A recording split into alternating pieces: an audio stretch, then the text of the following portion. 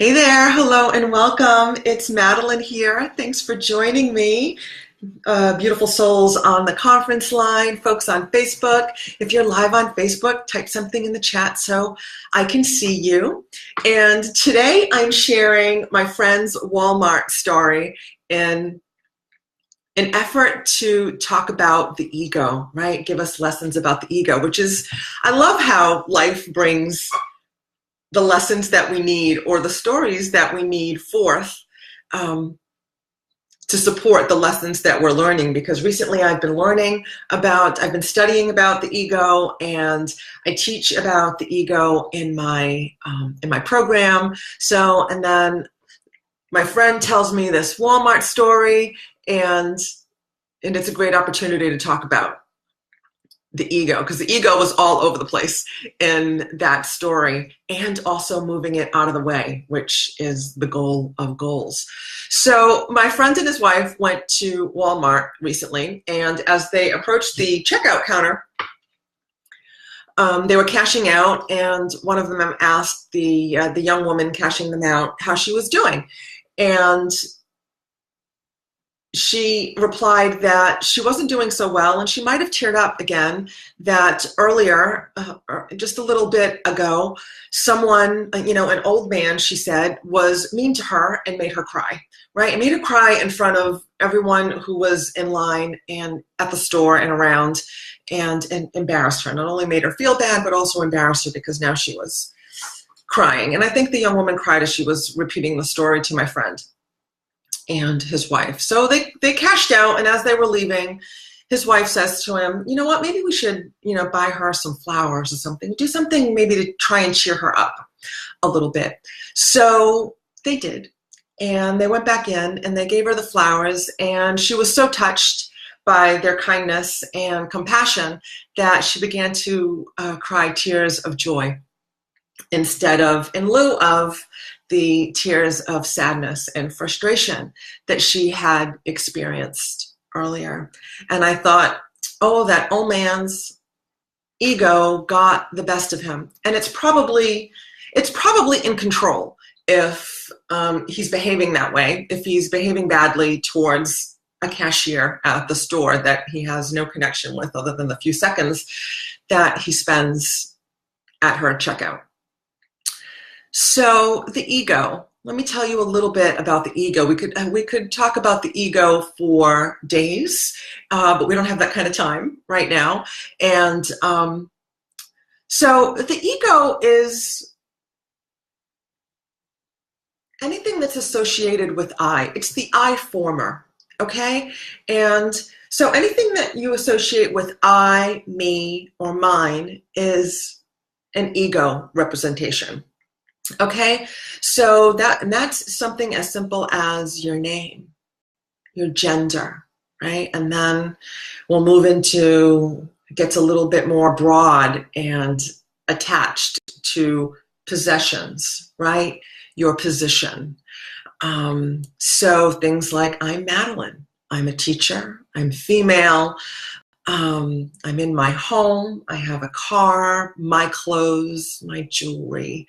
Those are all ego associations, right? And the ego is always looking for fear or danger. And it upholds its self-importance by feeding on that fear and danger. And when it's out of control, by hurting others, right? So often the only way that ego knows to uphold itself is to put someone else down. So that's what I saw being present in that Walmart story, that man who was being mean to the cashier, clearly his ego was out of control. And the ego, right?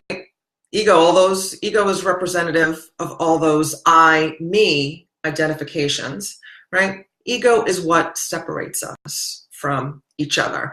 Because if we understood that we were all connected, we could never treat each other badly, because we would understand that we'd be hurting ourselves, which is essentially what happens, right? When you do treat someone else badly, is that you're hurting yourself.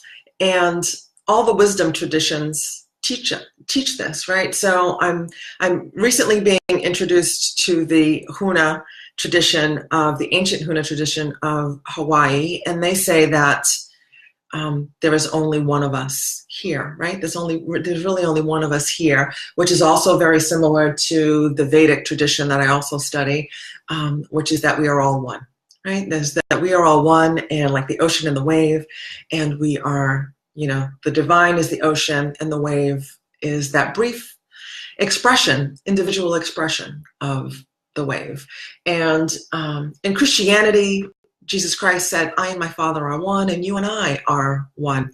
And essentially, all the traditions are saying that there's only one of us here, right? There's only one of us here, and we have these different, we're having these different human experiences, but at the end of the day, that there's only one of us here. But the ego gets in the way, right? Because it lives and feeds off of fear, and we forget that. And just like that old man forgot that he and that young woman and everyone else are one. So I'm hoping that this discussion will be another way for us to remember or implement some of the other lessons that we've learned, right? Like don't take things personally, right? It's not about you, and that everyone is doing the best that they can from their level of awareness. Those are all great lessons, and I don't know about you, but for me, sometimes they're easier said than done. And learning about the ego and this fear-based identity helps me understand why people do the things that they do, or sometimes you just can't, some things are just, you just can't understand. But being reminded that we are all one, there's only one of us here, that you and I are the same, however your tradition teaches it or you understand it, at the bottom line, at the end of the day, we're all one, right? And we're supposed to be treating each other with love and kindness, and that when we hurt someone else, we're actually hurting ourselves.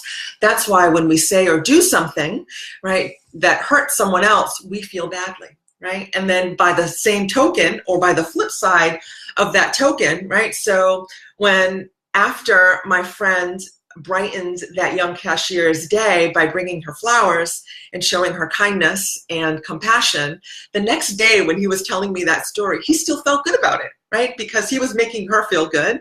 And of course, he and his wife, I imagine his wife was also still feeling good about it as well, because we are all one, right? We're all the same. So it's only natural that they would continue to feel joy and a good feeling for helping someone else feel good about themselves, showing them kindness and compassion. So how do we rein in ego, right? So I have a few steps for us, as usual, to rein in the ego. And there's actually lots and lots of steps. We could talk about this. As I mentioned, we could talk about this for days. We could make a whole class about, a whole program about reining in the ego. And I know some of my teachers have. But I've got a few steps for you today, for us today, that hopefully will make it easier for us to interact amongst each other and love each other and show kindness and compassion to each other, which is the first step, right? To moving the ego out of the way and bringing our higher self or our true self forward, which is acts of kindness, right? Showing each other kindness and compassion. In the Walmart stories case, right, when my friend and his wife showed that young woman an act of kindness and compassion by bringing her flowers.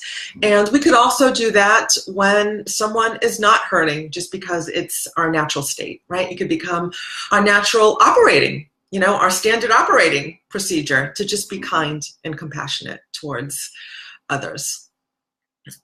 So that's one act, showing acts of kindness. The next way would be to pay attention to the thoughts that we have towards ourselves and towards others, right? And that when we're having negative thoughts or emotions towards ourselves or others, to notice them and then turn them around and make them positive or productive, okay? Avoid comparisons, okay? Comparisons are the ego's game, right? And that's a game that you can't win. Someone will always have bigger, better, brighter something than you do, okay? So avoid comparisons and know that you're on your path and someone else is on their path, and making that comparison is just going to bring negative emotions towards yourself, okay? And then express gratitude, right? Step number 4, express gratitude. Ego, the word ego is often referred to as an acronym for edging God out, right? Expressing gratitude and all of these steps, well, actually expressing gratitude and acts of kindness edges ego out and allows God back in. God, higher power, higher self, whatever word you like. And then lastly, align with your higher power, your higher self, through meditation and prayer, right? So meditation and prayer is going to edge ego out and bring forth your higher self,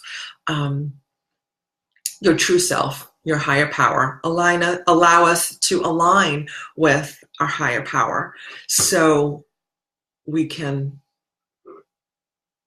practice all these other steps, right? Practice all the other steps: kindness, pay attention to our thoughts, expand awareness so we notice our thoughts, practice gratitude, and in general, be loving and compassionate towards ourselves and towards others. Because when you're loving and compassionate to yourself, it also allows you to bring that energy forth and give it to others. So on that note, right, on the meditation note, let's prepare for meditation and let's get comfortable, okay?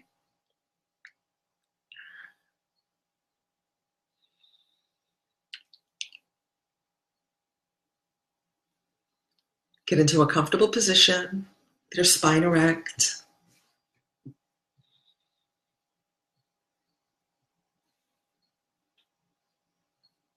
Bring your awareness to your breath.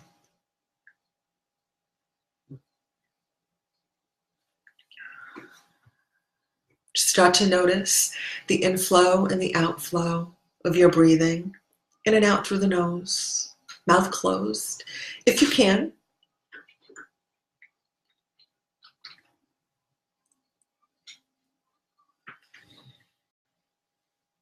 Maybe take 1 or 2 deeper than normal breaths, filling the belly on the inhalation, deflating the belly on the exhalation.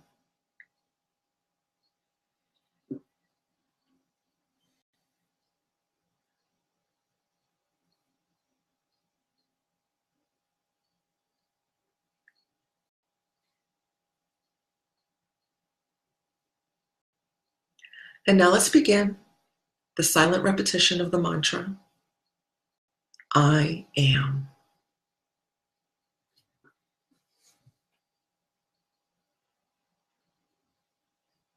I am.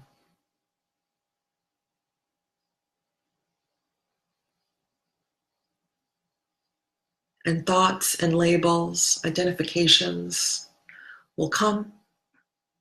Just notice and let them go. I am. Silently repeat, I am,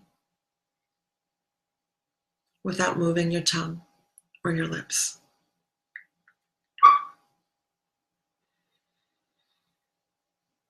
I am.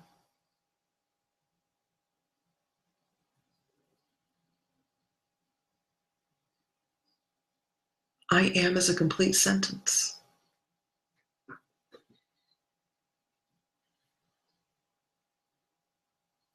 Nothing needs to follow I am. I am is your higher self.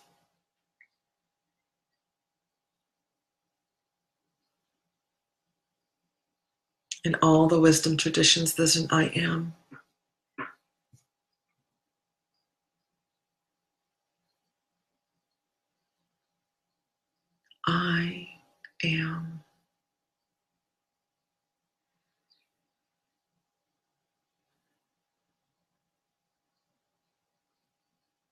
Anything that follows I am is an ego association, especially if it's negative. Let that go. And I'll invite you going forward to make sure that whenever you speak I am, that only a positive statement follows.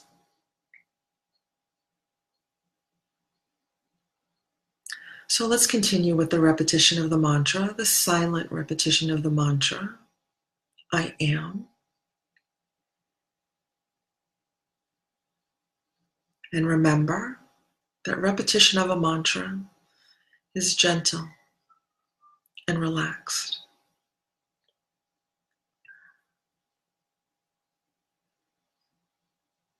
There's no need to force or concentrate.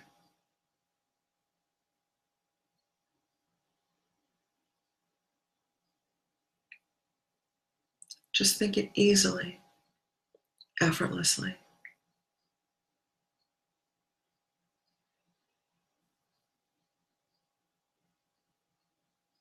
And when your mind drifts away, we know that it will. Just notice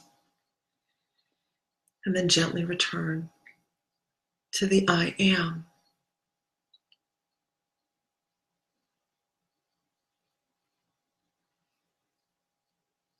I am.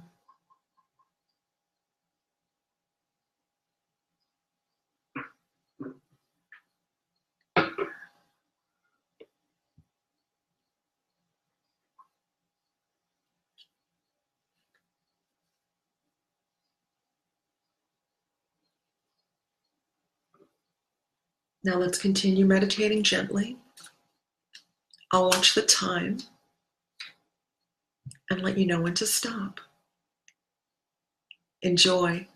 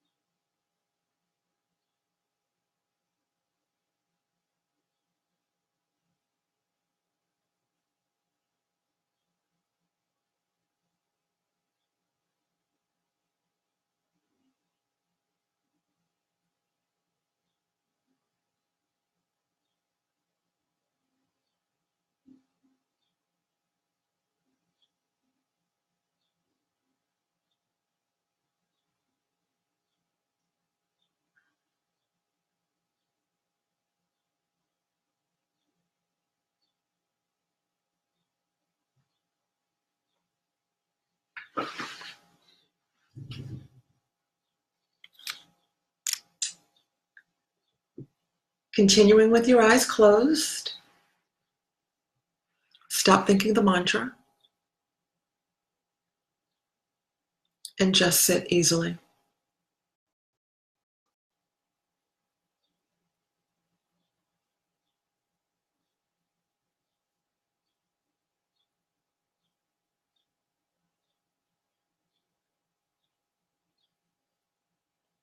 And when you're ready, when it's comfortable, slowly open your eyes.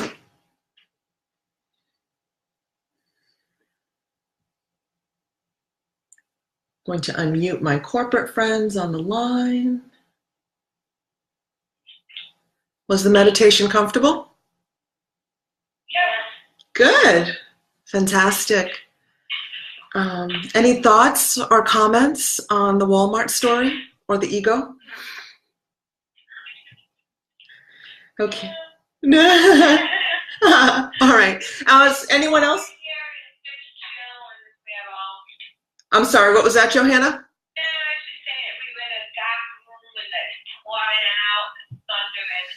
Yeah, here too.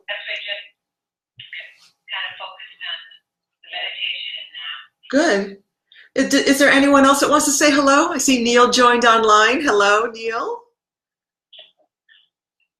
Okay. All right, lovelies. Well, thanks for joining me. Thanks for meditating with me today. I'll be looking forward to seeing you again soon.